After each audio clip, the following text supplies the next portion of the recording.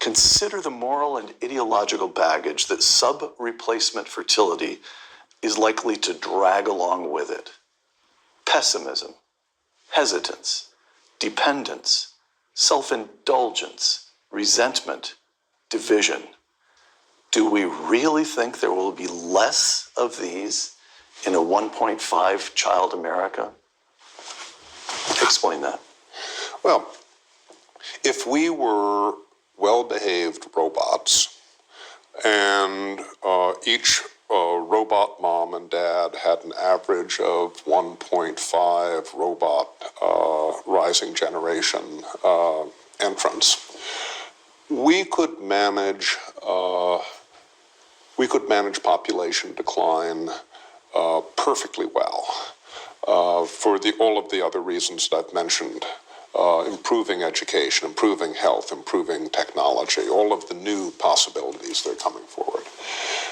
The devilish difficulty, I think, is the swamp of attitudes and values that are associated with sub-replacement fertility in the richest and most productive societies that humanity has ever yet created or seen. And in Europe and in the United States, in affluent societies, we have seen this ideational, moral, if you will, revolution over the past several generations that has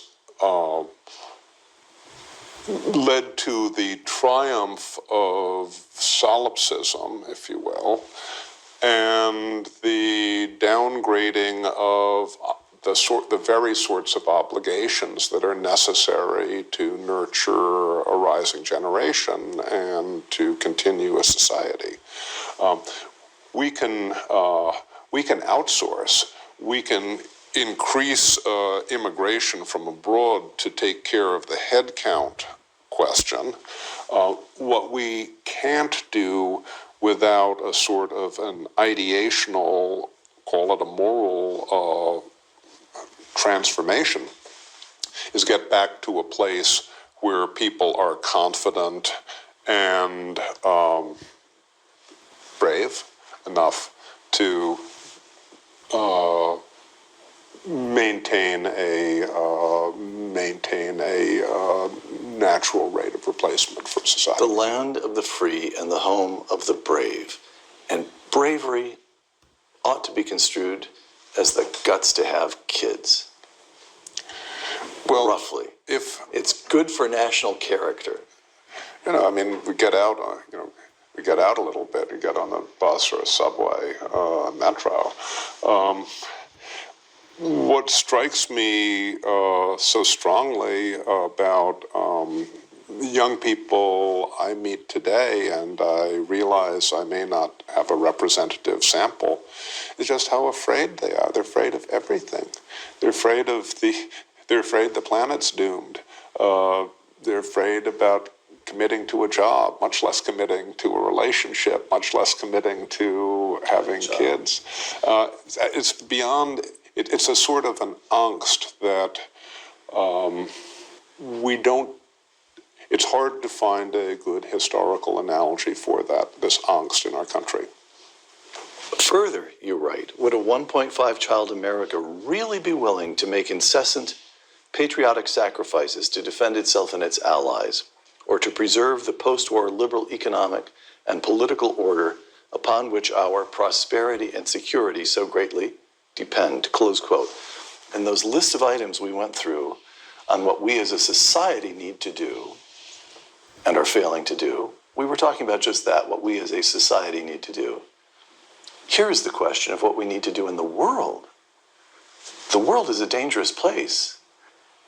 And for all its faults and all our crudenesses and stupidities and the way we've conducted our foreign policy over the last 75 years, the world is a freer and a safer place because Americans are willing to sacrifice.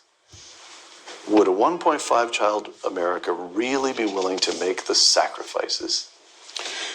There's no scientific reason that a sub-replacement population shouldn't be able to step up to patriotism or see the challenges in the world and deal with them. What I was suggesting there is that if we look at the real existing situation that we have, if we look at the tangle of perverse values, attitudes, outlooks that seems to accompany our particular slump into below replacement fertility, that tangle is also a tangle that has big implications for not just sacrifice within the family, but sacrifice outside the family. You do offer hope, or at least an example of one way out of this. The civilizational undertow now drawing Western societies into ever deeper sub-replacement is not inevitable. I cling to those two words right there, not inevitable. Israel provides proof to the contrary. Explain that. Explain Israeli demographics. When I started trying to understand population trends a couple of generations ago, I wrote a study with a dear friend of mine about Israel, and we were more or less entirely wrong about this. We argued back in the late 1970s that Israel was going to have to release the West Bank and Gaza for demographic reasons because they were a Western society that was going to head down towards sub-replacement fertility, and the population of Palestinian origin was having 8, 7, 6 babies, and you could just draw the lines and see where things went. But a funny thing happened on the way to Palestinian demographic dominance of Greater Israel. It didn't happen. And the reason it didn't happen is because Israeli Jewry did not agree to go into sub-replacement. Instead, over the last generation, fertility levels in Israel have actually gone up. And now and it's not just the Orthodox. Not just the Orthodox, even people who describe themselves as not terribly observant. It's across the board so far as we can see, and for Israeli Jewry as a whole, it's above 3 births per woman per lifetime on average, which is, I don't need to emphasize to you, way different from any other affluent, open democratic society these days. And the Arab birth rate has declined at the same time? The Arab birth rate has plummeted. Right. Which, by the way, is true in all of the rest of the Arabic-speaking world. I just want to repeat this because I had this wrong myself, and so other people may have a We're told over and over again that among the Orthodox in Israel, the birth rate is very, very high. And that's true. Yep.